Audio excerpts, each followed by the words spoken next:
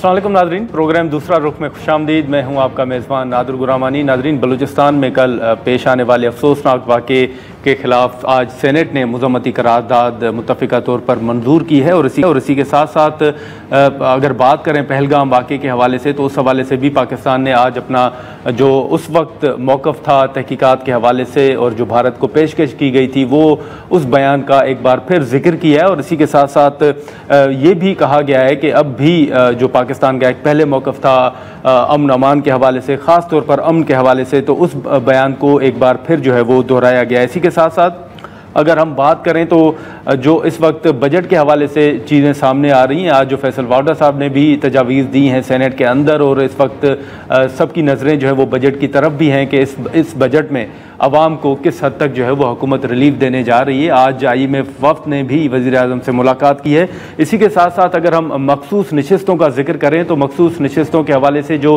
3 दरख्वास्तें थी, ख़ास तौर पर जो एतराज़ात के हवाले से, बेंच पर एतराज़ात के हवाले से, वो तीनों दरख्वास्तें अदालत की जानिब से मुस्तरद की गई हैं। और आज वज़ीर आला खैबर पख्तूनख्वा अली अमीन गंडापुर साहब ने जो है ख़ास तौर पर मुज़ाकरात के हवाले से जो खान साहब का बयान था, जो खान साहब का मौक़िफ़ है, स्टांस है, उसको एक मरतबा फिर दोहराया है और कहा है कि अगर कोई मुज़ाकरात करना चाहता है तो इमरान खान साहब मुज़ाकरात करने के लिए तैयार हैं। लेकिन गंडापुर साहब ने एक अहम बात यह भी की है कि अगर इमरान खान साहब से मुलाकात नहीं करवाई जाती तो फिर IMF शराइत में साथ नहीं देंगे। हम बात करेंगे, अली मोहम्मद खान साहब हमारे साथ मौजूद हैं। बहुत शुक्रिया अली मोहम्मद खान साहब वक्त निकालने का। सबसे पहले तो आज जैसे गंडापुर साहब का मैंने जिक्र किया कि उन्होंने बड़ी अहम बात की है।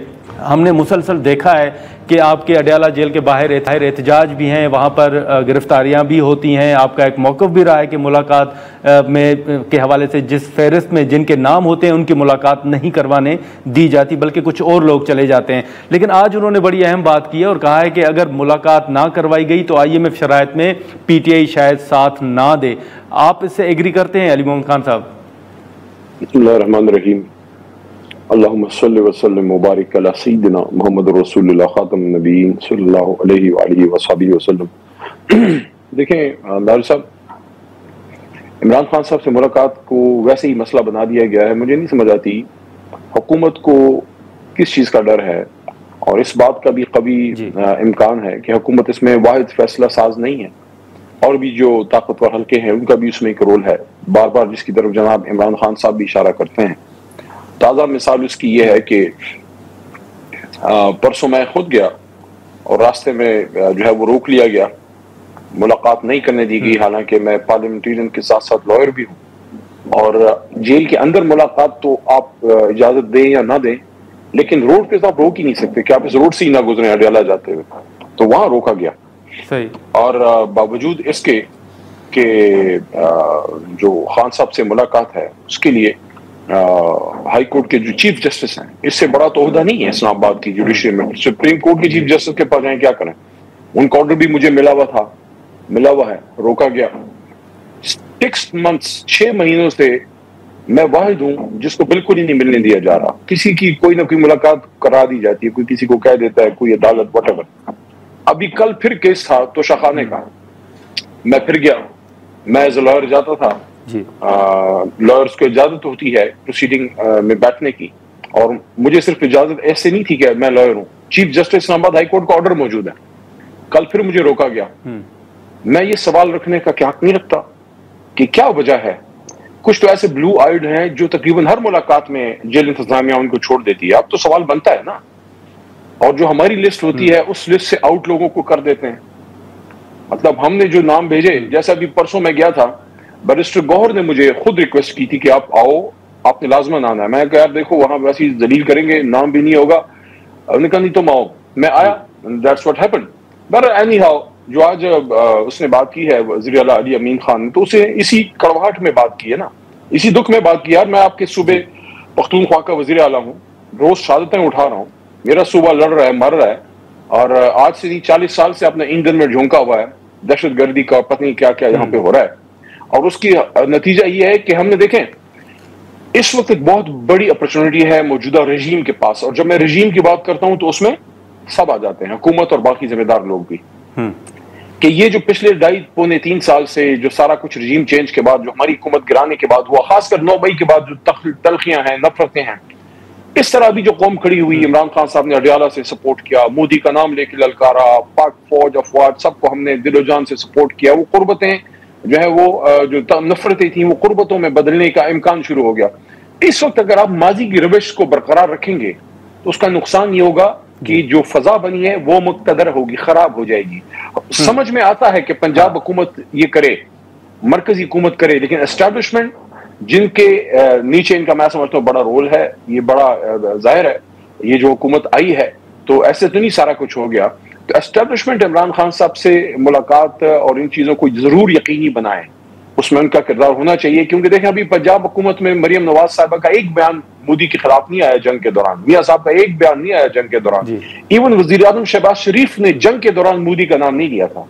लेकिन चलो जो था नहीं लेकिन अली मोहम्मद खान साहब इस हवाले से हुकूमत का मौक़िफ़ तो सामने आ चुका है ना कि सर नवाज शरीफ साहब की ज़ेर निगरानी हुआ, वो प्राइम मिनिस्टर हाउस में मौजूद थे। देखिए अपना मजाक उड़ाना चाहते हैं तो उड़ाते रहे, हम तो वो बात करेंगे जो पब्लिक में हो। मेरे मुल्क पे बमबारी हो रही है, मेरे मदरसे पे बमबारी हुई, नूर खान एयर बेस पे अटैक हुआ, ड्रोन उड़ रहे, सारा आपके मुंह को क्या हो गया है? आपको साड़ियां बेचते हुए आपको तकलीफ नहीं थी जब उसको बुलाया था अब घर की शादियों पे? ये क्यों करते हैं आप ऐसे? अजली दुश्मन है हिंदुस्तान, गुजरात में मुसलमानों का दुश्मन, मुसलमान का दुश्मन जो खून पीता है मुसलमानों का, मेरा दोस्त हो सकता है? मैं मियां नवाज शरीफ से सवाल पूछ रहा हूं, मैं आपकी हुब्बुल वतनी पे सवाल नहीं कर रहा, मेरा कोई हक नहीं है, लेकिन मैं बतौर पाकिस्तानी सवाल पूछ रहा हूं कि वो आदमी जो मेरा खून का प्यासा है, जो मेरे मदरसों को मार रहा है, जो मेरे बच्चों को शहीद कर रहा है, छोटा इर्तजा का भी ख्याल नहीं आया आपको? जो कर्नल मेरे ख्याल में जहीर साहब में जो इर्तजा शहीद हुए उसका भी ख्याल नहीं आया, क्यों नहीं बोले आप? ये क्या स्ट्रेटजी है कि वो आपको मार रहा है, नाम ले के मार रहा है, आप बात नहीं कर रहे?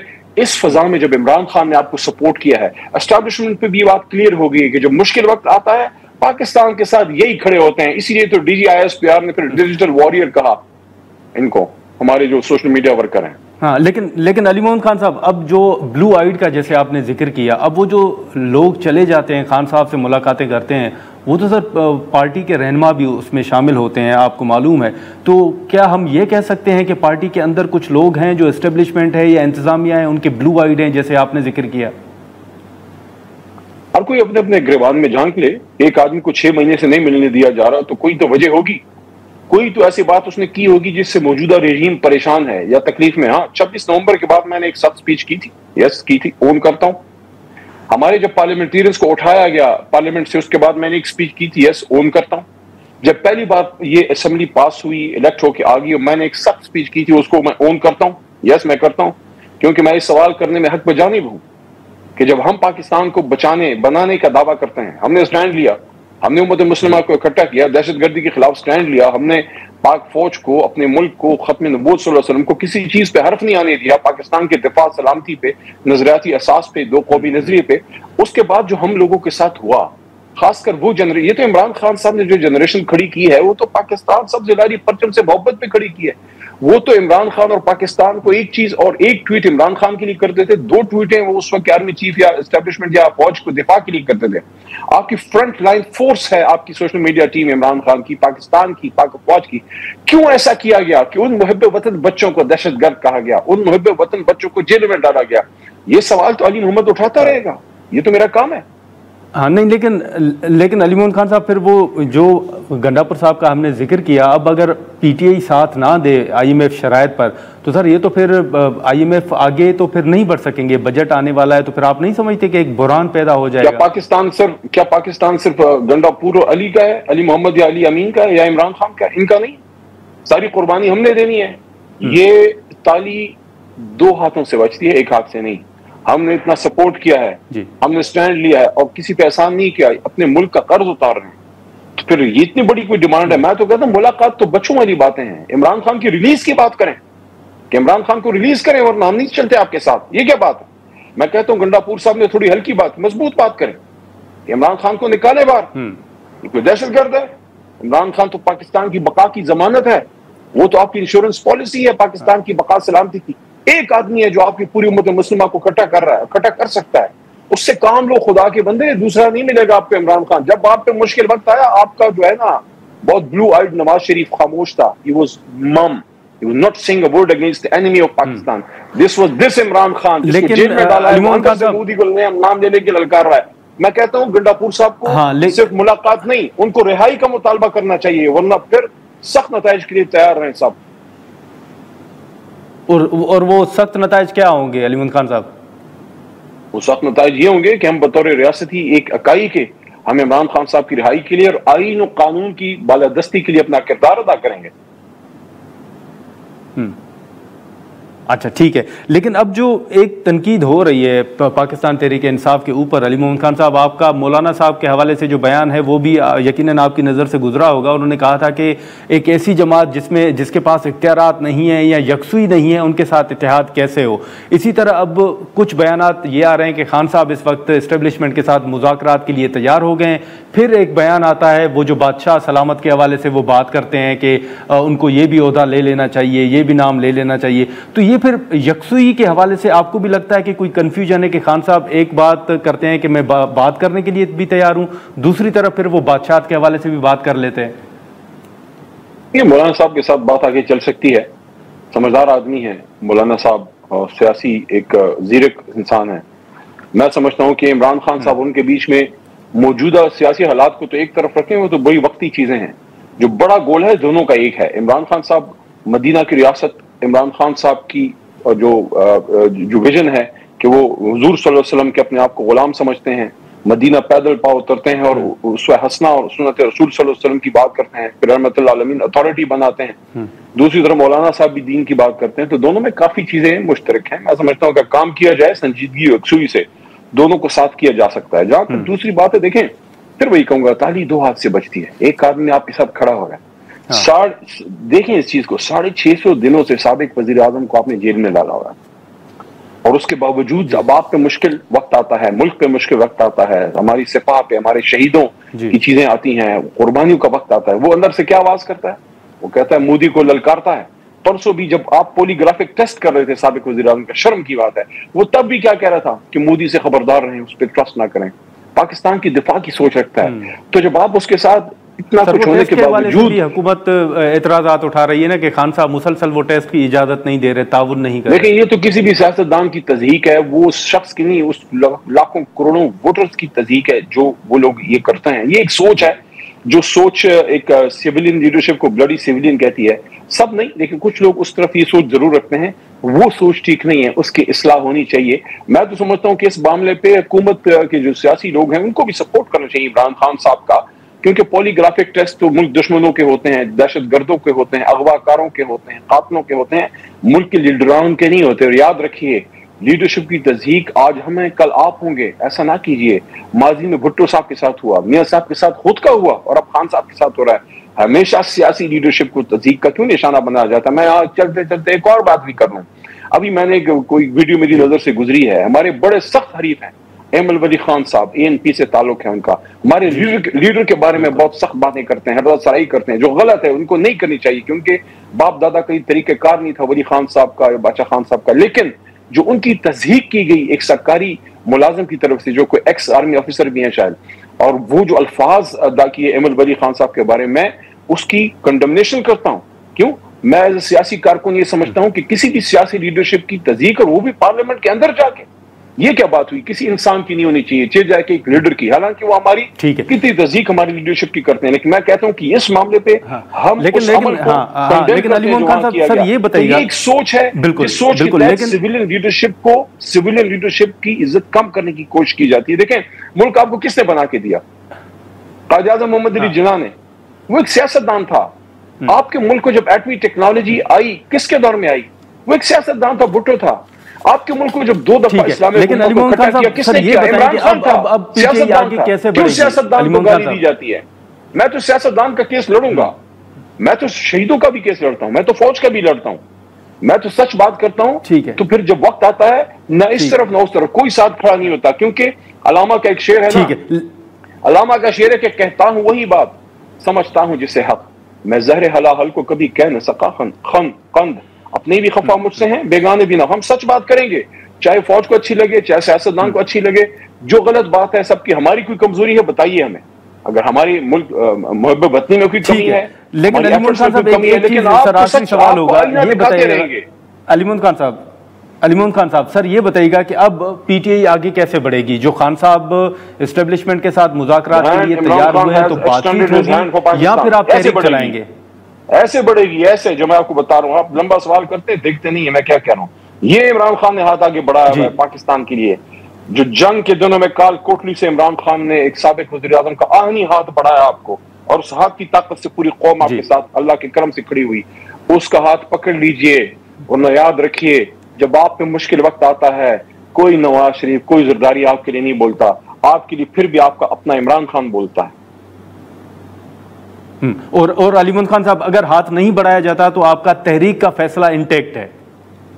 नहीं बढ़ाते तो ना सही। हमारा मुल्क है, कब्रें हमारी इधर, पुरखे हमारे इधर दफन है, मुल्क हमने बनाया है।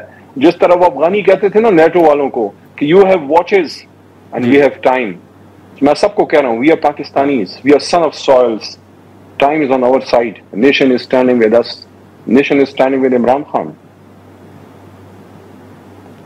और इस मर्तबा तहरीक जो है वो शायद कहा जा रहा है कि अलीमा साहिबा लीड करेंगी सर, ऐसे ही है अलीमोहम्मद खान साहब? लीड पाकिस्तान तहरीक इंसाफ की पॉलिटिकल लीडरशिप करेगी, जिनकी एक उम्र गुजर गई है। अलीमा आप अपने भाई के लिए कोशिश कर रही हैं, हम उनको साथ लेके चलेंगे, लेकिन लीडरशिप पाकिस्तान तहरीक इंसाफ की अपनी जो लीडरशिप इमरान खान ने दी है इस जमात को, चेयरमैन, जनरल सेक्रेटरी, सूबाई लीडरशिप, सूबाई क़यादत, वज़ीर आला, वो लोग इसको लीड करेंगे। चल ठीक है अलीमोहम्मद खान साहब, बहुत शुक्रिया सर वक्त निकालने का। नाज़रीन, अलीमोहम्मद खान साहब की गुफ्तगू सुनी, जो मुख्तलिफ ख़ास तौर पर मुज़ाकरात के हवाले से जो बयानात आ रहे थे, IMF के हवाले से जो अली अमीन गंडापुर साहब का बयान था, उस हवाले से भी हमने गुफ्तगू की। हम यहाँ पर एक शॉर्ट ब्रेक लेते हैं और ब्रेक के बाद शाज़िया मरी साहिबा हमें ज्वाइन करेंगे।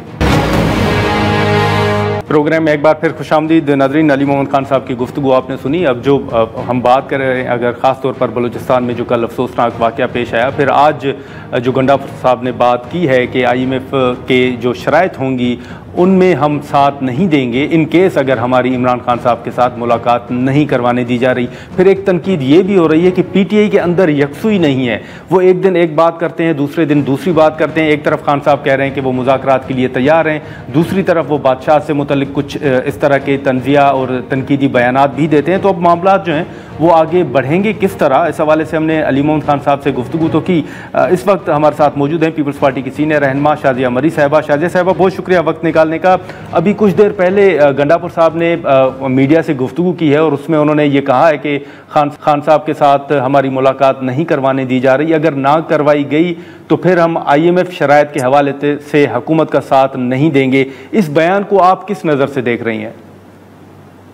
देखिए, मेरा ख्याल है कि PTI मुस्तकिल ये तासुर दे रही है कि उनके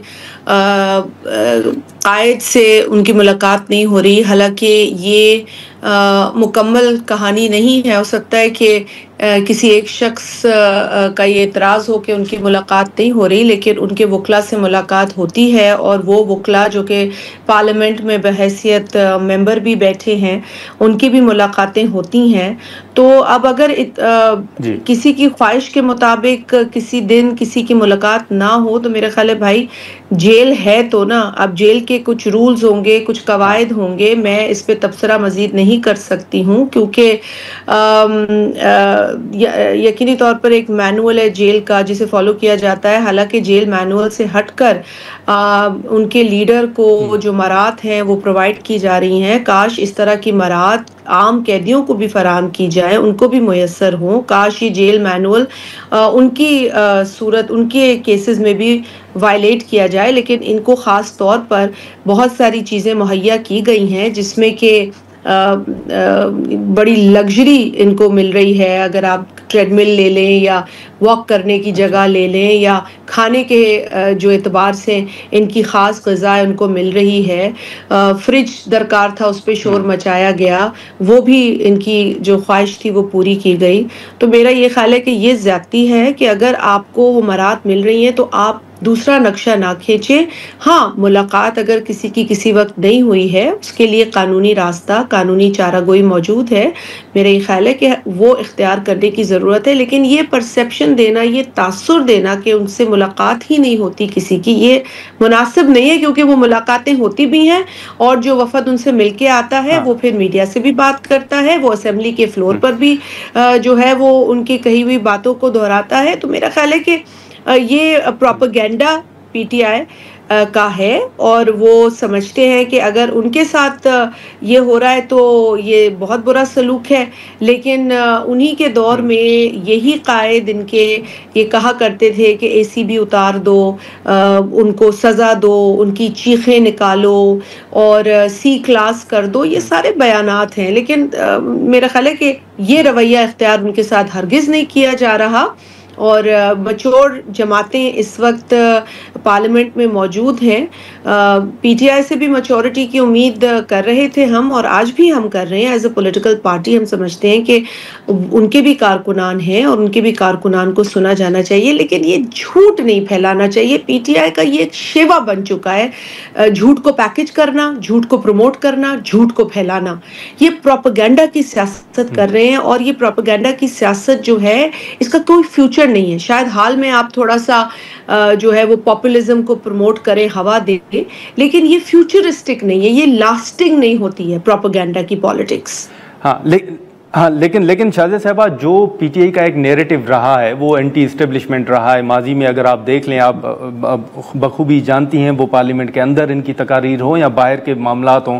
अब खान साहब कह रहे हैं कि मैं मुज़ाकरात के लिए तैयार हूं, लेकिन बातचीत जो है वो इस्टेब्लिशमेंट के साथ होगी। मुझे नहीं पता, आपको नजर आ रहा है कि नादिर माजी में एस्टैब्लिशमेंट के खिलाफ मेरा ख्याल है तो इस सियासत में भी इसी तरह आए हैं। इनको लाया गया है, इन्हें प्लांट किया गया है, इन्हें सीट्स दिलाई गई हैं, इन्हें जितवाया गया है, इनकी हुकूमत बनवाई गई है और इसीलिए बिलावल भुट्टो जरदारी साहब ने इन्हें सिलेक्टेड कहा, जिस पर खुद उस वक्त के जो प्राइम मिनिस्टर थे उन्होंने डेस्क बजाए। उनको ये बात शायद दिल से लगी कि वो सिलेक्टेड हैं, लेकिन ये तो सबको पता है कि जहाज उड़े, खास जहाज उड़े, लोगों को इकट्ठा किया गया, लोगों को शामिल किया गया, पूरी एक जो है एक्सरसाइज की गई।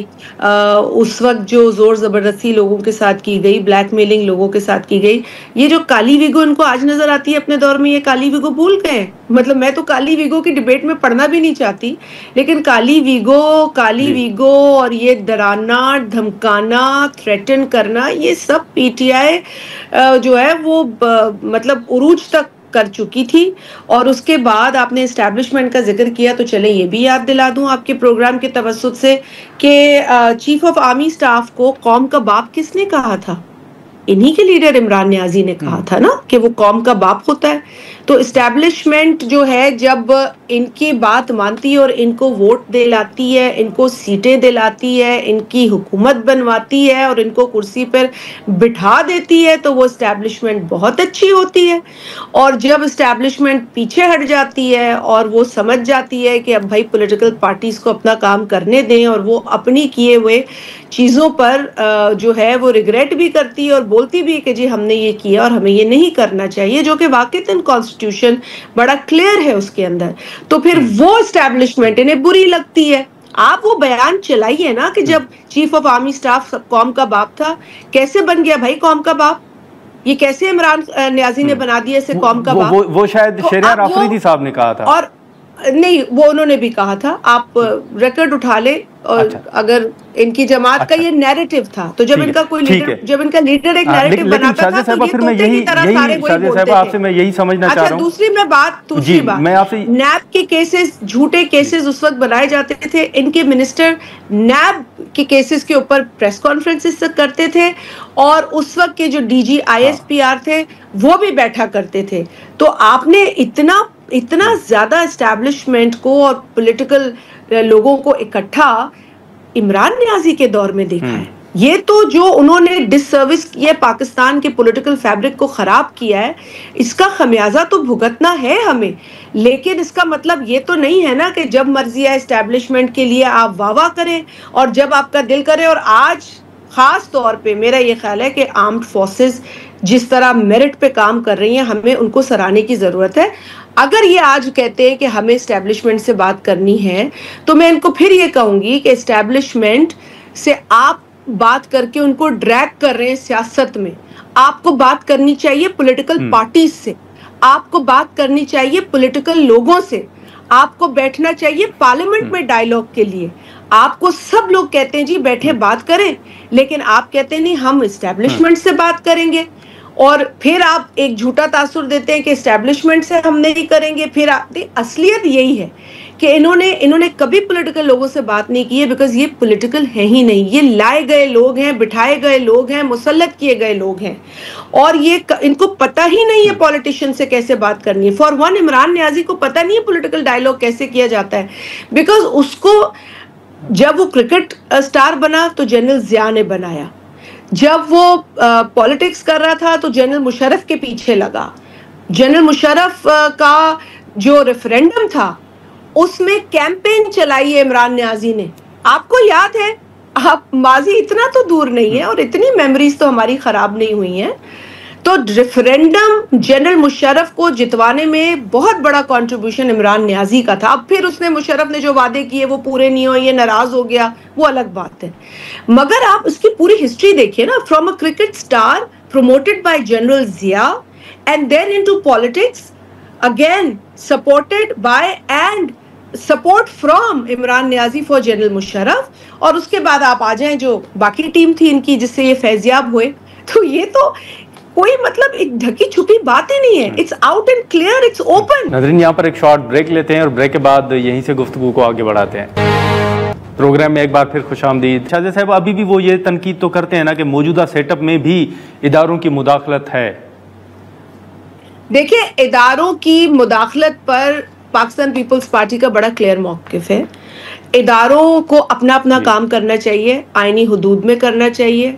हमारे डिफरेंसेस इस बुनियाद पर रहते हैं और हमने कभी इनकार नहीं किया है कि जी हमारी ये जो एक क्लियर अंडरस्टैंडिंग है कि हर इदारा अपना काम करे। और मेरा ये ख्याल है कि आज जो इदारा या इदारे में लोग हैं वो भी अपना काम करना चाहते हैं, ये हमें नज़र आ रहा है। और हम उन्हें घसीटेंगे तो फिर ये हमारी कोताही होगी। हम अगर एक दूसरे से लड़ेंगे, हमारे जो दरमियान दरारें हैं उनको हम मजबूत करेंगे, तो फिर यकीनी तौर पर हम मैसेज देंगे कि जी हम इस लायक ही नहीं है कि हम सियासत कर सके, हम इस लायक ही नहीं है कि यहाँ पर जमहूरियत परवान चढ़े। तो ये नालायकी तो अगर हम करते रहेंगे, जैसे कि अब पीटीआई बज़िद है करने पर, और कभी वो अभी आपने आईएमएफ का जिक्र भी किया, मैं कुछ देख भी रही थी। अब आईएमएफ को डोसियर तो इन्होंने इस बरस फरवरी में भी भेजा कि जी हमारे साथ इलेक्शन में ये हो गया है, ये हो गया है, फलाना हो गया है। अरे भाई, आपके जो मसाइल है वो मुल्क के अंदर बैठ के बात करें। आईएमएफ के पास तो आपने, मैं अभी वो देख रही थी, कोई खबरें पुरानी नहीं होती हैं कि ये असद उमर और जो वहाँ पर मिनिस्टर थे झगड़ा साहब, उन्होंने आईएमएफ के हवाले से जो पूरा प्लान बनाया था कि पाकिस्तान के खिलाफ और गवर्नमेंट के खिलाफ, और पूरी उनकी ऑडियो लीक हुई थी, पूरी ऑडियो। फिर उसका दिफा करते रहे, हम यूं नहीं कह रहे थे, हम यूं नहीं कह रहे थे। तो देखिए, ये बचगानी हरकतें हैं। ये पीटीआई ने एडवेंचर्स बहुत किए और ये इसका हमें खमियाजा भुगतना पड़ा है। टेररिज्म के फ्रंट पे भी देखिए तो हार्ड कोर क्रिमिनल्स को इन्होंने 100 हार्ड कोर टेररिस्ट को इन्होंने रिहा किया, उन्हें माफ़ी दी, आम माफ़ी दी उस वक्त के सदर आरिफ अलवी ने उस वक्त की गवर्नमेंट की रिकमेंडेशन पर। और ये खमियाजा भुगतना पड़ रहा है, ये नुकसान इस कौम को भुगतना पड़ रहा है। अब इनकी किस किस गलती पर मैं आपसे बात करूं, आपके तो प्रोग्राम में इतना टाइम ही नहीं है। आईएमएफ के साथ जाके पाकिस्तान को बदनाम ये करने की कोशिश कर रहे हैं, टेररिस्ट को अपने हुकूमत में इन्होंने रिहा किया। और वो कौन सा एक टेररिस्ट था हार्डकोर जो जेल से निकल भी गया, और जब टर्की पहुंचा तो पता चला जी वो तो टर्की बैठा है। इन्हीं के दौर में एहसान का आप जिक्र कर रहे हैं। एहसान जी, बिल्कुल जी। वो किसके दौर में गया? तो आपको लगता है कि उसको बाहर भिजवाने में पीटीआई का हाथ था? बिल्कुल। और किसके दौर में तालिबान को पख्तूनख्वा में सेटल किया गया? और कौन था वो, किसकी स्कीमिंग थी कि जी इनको यहाँ सेटल करेंगे, इनको हम मेन स्ट्रीम में लाएंगे? मतलब आप हद कर दी आप लोगों ने पाकिस्तान का। आपने तो शाजिया साहिबा, ये जो आप दहशतगर्दों को माफी दिलवाने की बात कर रही हैं, एहसान के हवाले से बात कर रही हैं, शाजिया साहिबा, आप समझती हैं कि फिर आरिफ अलवी साहब के खिलाफ भी कोई कानून के मुताबिक कार्रवाई हो सकती है?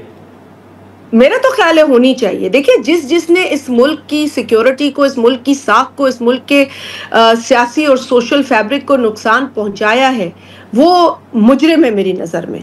अब उसको अब मैं तो उसको भी, वो जो गुलाम सरवर नामी एक मिनिस्टर था जिसने PIA का सबसे बड़ा नुकसान किया, जो हमारे कितने पायलट्स जो थे उनको दरबदर कर दिया, पाकिस्तान के नेशनल कैरियर को दुनिया में बदनाम कर दिया, और उसके बाद कहा गया जी ऐसा तो कोई वाकया ही नहीं था, ऐसी तो कोई चीज ही नहीं थी। कहाँ है ये लोग?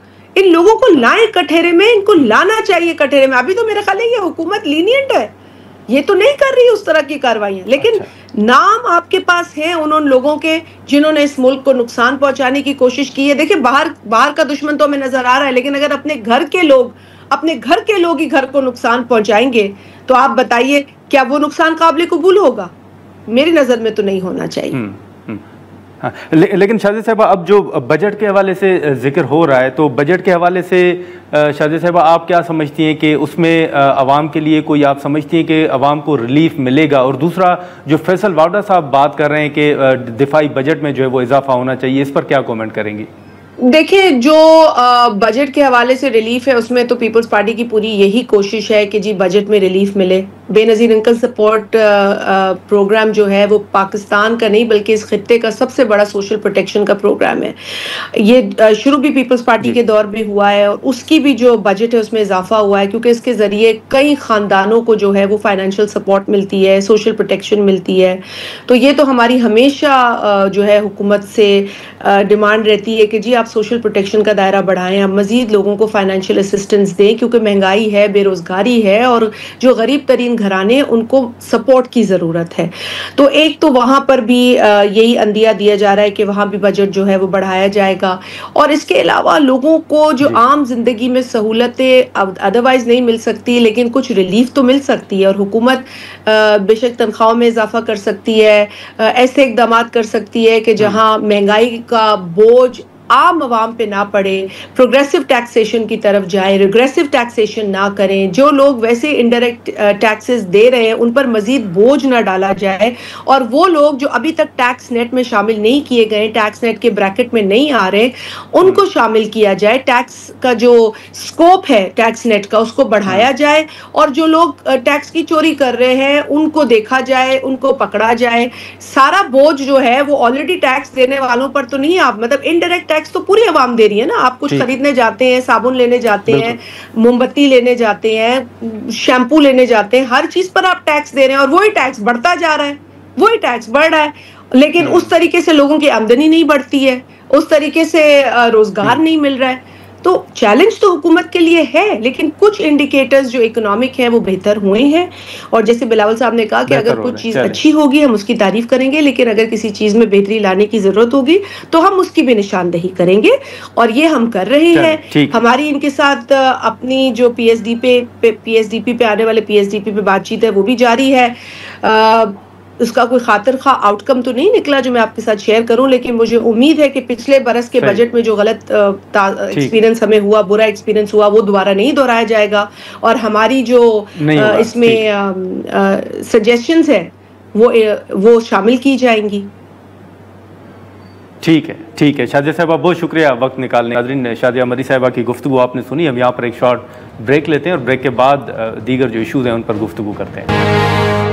प्रोग्राम में एक बार फिर खुशामदीद। नाज़रीन, अली मोहम्मद खान साहब और शाजिया मरी साहिबा की गुफ्तगू आपने सुनी। अब जो पाकिस्तान तहरीक इंसाफ मुज़ाकरात के हवाले से रज़ामंदी का इजहार कर रही है और वो वाज़ेह तौर पर कह रहे हैं कि खान साहब इस्टेब्लिशमेंट के साथ मुज़ाकरात करने के लिए तैयार हैं, और ये भी कह रहे हैं कि अगर मुलाकात नहीं करवाई जाती तो फिर IMF शराइत के हवाले से PTI हुकूमत का साथ नहीं देगी या ताउन नहीं करेगी। हुज़ैफ़ा रहमान साहबा जो हैं वो हमारे साथ हैं, उनसे हम गुफ्तगू करते हैं।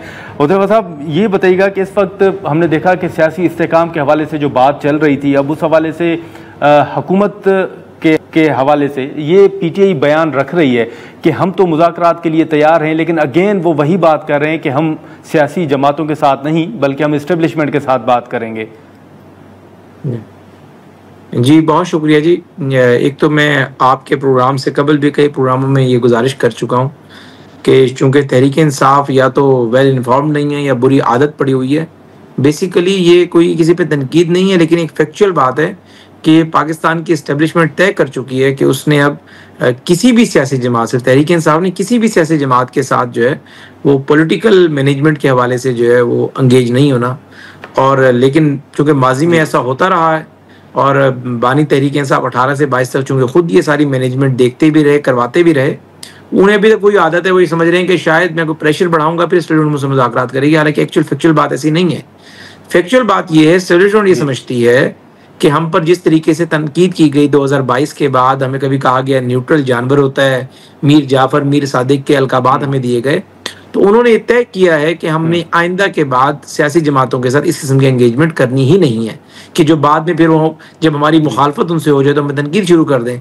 और ज़ाहिर है उनको इदारे के अंदर से भी बड़ी रिजेंटमेंट आई इस हवाले से।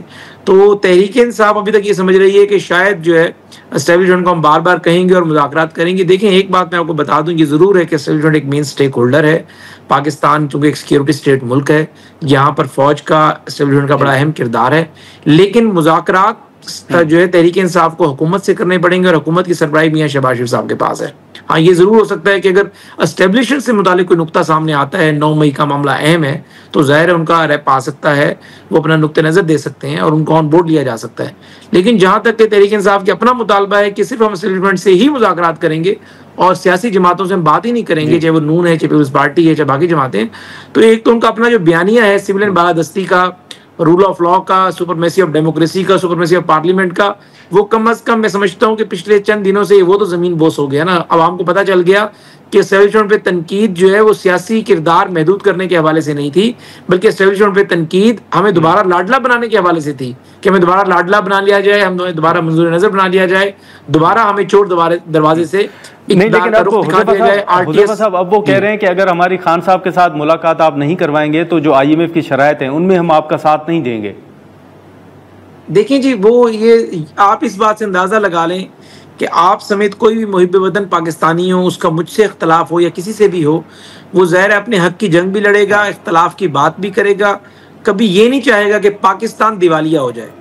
IMF की शराइत ना मानने का मतलब क्या है कि IMF इस प्लान को आपके कहने के ऊपर या आपकी जिद के ऊपर बैकआउट कर जाए। IMF के बैकआउट करने का क्या मतलब है कि पाकिस्तान के पास लोन अपने जो है वो रिकॉल करने का और लोन्स को दोबारा जो है मैनेज करने का तरीका ना बचे और आपके पास पैसे ना आए, और जब पैसे नहीं आएंगे तो क्या होगा, आप दिवालिया हो जाएं। ये कौन कर सकता है? फिर आप कहते हैं कि तनकीद, मीडिया कहते हैं कि ये हुकूमत बहुत सख्त तनकीद करती है, तो मुल्क दुश्मनी है, ये इतनी बड़ी मुल्क दुश्मनी है। नहीं, लेकिन वैसे ये बताएं कि फिर रुकावट है कौन मुलाकात के हवाले से? वो जो कहते हैं कि मुलाकात नहीं करवाने दी जा रही, फिर अडयाला कहते हैं कि सूबाई हुकूमत के अंडर है, तो वहां भी मुस्लिम लीग नून की हुकूमत है। जी देखिए, बात यह है कि ऐसी नौबत आई थी कि मियां नवाज शरीफ, मियां शहबाज शरीफ, हमजा साहब और मरियम नवाज साहिबा, चारों लोग जो है वो जेल में थे 3 महीने। ओनली एक शख्स था जिसका नाम आजम रजीक तारड़ था जो उनका वकील था, उसके अलावा कोर्ट्स भी किसी को परमिशन नहीं दे रही थी। लेकिन बाहर सियासी लीडरशिप मौजूद थी, ख्वाजा आसिफ साहब मौजूद थे, राना तनवीर मौजूद थे, और मियां साहिबान ने अख्तियार दिया हुआ था कि जो बर वक्त फैसला करना हो आप करें, नेगोशिएट करें, बातचीत करें, बारगेन करें। अब सूरत हाल ये है कि आप कहते हैं कि मैं ना मानू वाली पॉलिसी, और अगर हमारी कोई मुलाकात नहीं होने दी गई तो हम IMF की शरायत में हुकूमत के साथ नहीं खड़े होंगे। इसका क्या मतलब है? इसका मतलब ये है कि आप मुल्क दुश्मनी करना चाहते हैं। फिर ये दूसरा आप 9 मई कर रहे हैं। 9 मई की अशकाल है। एक अशकल थी, आपने GHQ पे हमला कर दिया, आपने शोधा की यादगारें जला दी, आपने कोर कमांडर हाउस पे हमला कर दिया। अब एक शक्ल ये है कि आप मुल्क की मईशत पे उसी तरीके के हमले करना चाह रहे हैं। तो मैं समझता हूँ कौम देख रही है। ठीक है, बहुत शुक्रिया सर वक्त निकालने का, बहुत शुक्रिया। नस्तगू आपने सुनी। अब देखना ये होगा कि इस हवाले से हुकूमत का जो रिएक्शन है, अब जो गंडापुर साहब ने बात की थी वो क्या रिएक्शन सामने आता है। आज के प्रोग्राम में इतना ही, इजाज़त दीजिए, अल्लाह हाफिज़।